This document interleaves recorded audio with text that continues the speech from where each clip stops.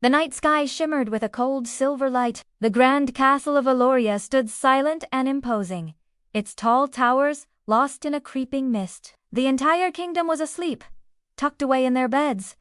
But not everyone. In the far north wing, a faint, ethereal glow flickered behind a closed door. It wasn't candlelight. No. This light was silver, alive, and it danced and moved as if the moon itself had slipped inside the room. And sitting right there, bathed in that otherworldly light, was Cinderella. Her dress was torn, a patchwork of old rags, and her hands were covered in the day's ash from the fireplace. But her eyes, though weary and shadowed with exhaustion, held something ancient, something powerful, just waiting to awaken. She turned the final page of a heavy, dust-covered book she'd found hidden away. On that very last page, a single, strange line was written: "When the moon is full, and the mirror calls your name, do not run."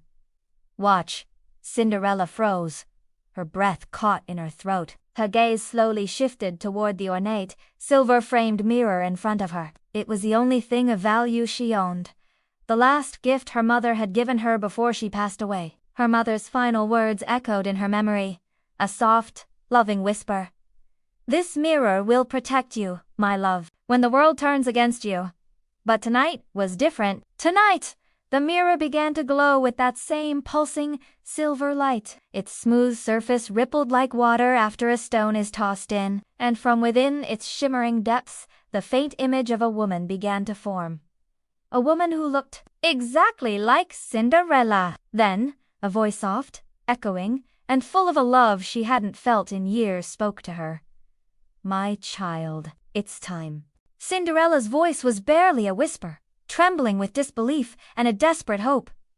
"Mother, listen to me," the voice urged, growing stronger. "Everything you think you know, everything around you, is a lie. Your power is real, but it has been stolen, hidden from you. Someone in this very house has taken your magic." Before she could even begin to process this, before she could ask who, the door to her small room burst open with a violent crash. Her stepmother, Lady Riona, stormed in, her face a mask of fury. Her eyes burned with a malevolent red glow, and a twisted, silver wand pulsed with dark energy in her hand. "So," Riona hissed, her voice dripping with venom, "you've finally awakened the mirror." Cinderella stumbled back, her heart pounding against her ribs. "You knew, all this time, you knew about this." Riona let out a cruel, mocking laugh. "Of course I knew. That mirror belongs to me.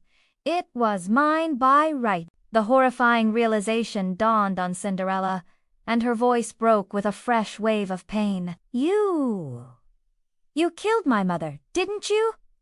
Riona's grin widened into a triumphant sneer. "Your mother was a foolish, sentimental witch, my dear. And you are so much worse. I destroyed her so you would never find out what you truly are." Tears streamed down Cinderella's face, glistening like tiny diamonds in the moonlight pouring through the window. Behind her, the mirror didn't just glow anymore, it blazed. It became a doorway of pure, brilliant light, opening into another world. "Come to me, my daughter," her mother's voice whispered, beckoning her from within the light. "The truth awaits." Riona shrieked with rage and lifted her wand, shouting the words of a dark, twisted spell. But before the magic could reach Cinderella, the mirror exploded with a blinding flash of protective light. The force of it threw Riona across the room, where she landed in a heap. Without a second thought, Cinderella turned and stepped through the mirror, vanishing from her cold, stone room. Inside the mirror, everything was alive. The very air shimmered with colors she had never seen before. The trees that grew in this strange land whispered ancient secrets on the breeze. The ground itself glowed with a soft, warm light beneath her feet. At the far end of this magical world stood a magnificent throne, carved from what looked like solidified moonlight, and it was empty. Just then, an old woman appeared before her, cloaked in robes of woven silver. Her eyes were kind but held the wisdom of ages. "I was your mother's keeper," she said in a gentle voice, "and now I am yours. You must understand, child. You are not merely a girl with magic. You are the guardian of mirrors. It is your duty to keep the delicate balance between light and shadow. Cinderella's voice trembled. And my stepmother, what is she? She is a creature who feeds on darkness and fear, the old woman explained. She drains magic from others to fuel her own greed. Now, the choice is yours. You hold the power to destroy her, or to forgive her. But remember this, Guardia Mercy can burn the darkest of hearts far faster than vengeance ever could. The light of the mirror world began to fade. Cinderella found herself standing back in her room, the world snapping back into place around her. Riona lay crumpled on the floor, weak and terrified. Her powerful wand was cracked, its dark magic fading away like smoke.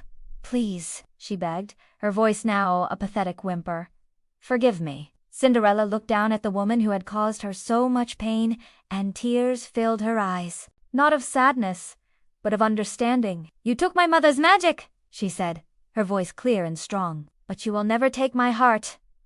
She closed her eyes and whispered a single word of a simple spell, a word of release and renewal that her mother had taught her long ago, from a time before the darkness. Pure, cleansing light poured from her palms. Riona screamed as the light enveloped her, and then she dissolved into nothing but ash, which the morning breeze gently carried away. As Riona vanished, the great mirror shattered into 1,000 tiny pieces. But instead of falling, the shards melted into pure liquid light that floated around the room before disappearing.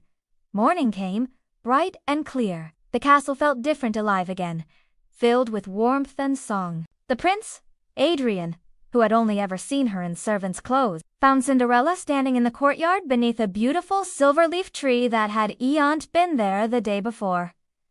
He smiled softly. You've changed. Cinderella looked up at him, her ash-blonde hair now glowing with an inner light in the sun. No, she said, a gentle smile on her lips. I've only just remembered who I am. He took her hand, and as he did, the last few broken pieces of the mirror drifted through the air around them like silver snowflakes, and for just a moment, their reflection in a nearby window showed not one Cinderella, but two. Her mother's smile shone from within the light, her expression proud and finally at peace. That night, as the full moon rose once again, a faint shimmer appeared on the castle wall, like a whisper passing through the stars. The voice was faint, but clear. The story isn't over, it's just begun. Thank you so much for joining me on this magical journey. If you enjoyed this reimagined fairy tale, don't forget to hit that like button, subscribe, and ring the bell so you won't miss what happens next. Until our next story, stay magical.